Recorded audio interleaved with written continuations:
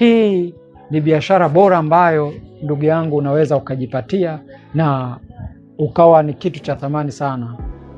Suleiman walimwendea na dhahabu na fedha na mali nyingi sana. Ni kwa sababu Suleiman alikuwa na hekima na alikuwa akisovu matatizo ya watu kwa ile hekima ambayo Mungu alimpa.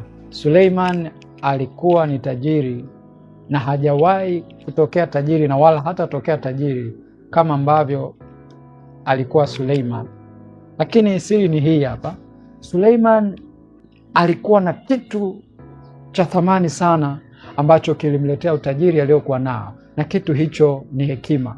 Leo nataka nikwambie hii ni biashara bora kuliko biashara zozote ambazo umewahi kusikia.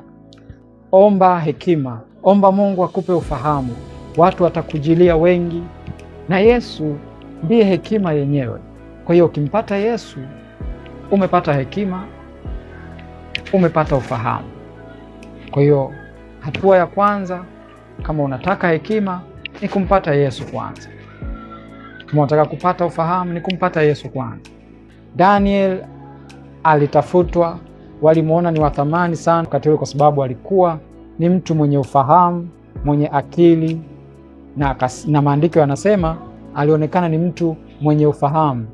Akili ya Mungu ilikuwa ndani yake, akili ya ubora, ufahamu ulikuwa ndani yake. Anza kumwomba Mungu, mwambie Mungu akupe hekima.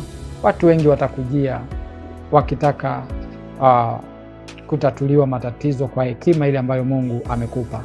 Hii ni biashara bora ambayo unaweza ukawa nayo.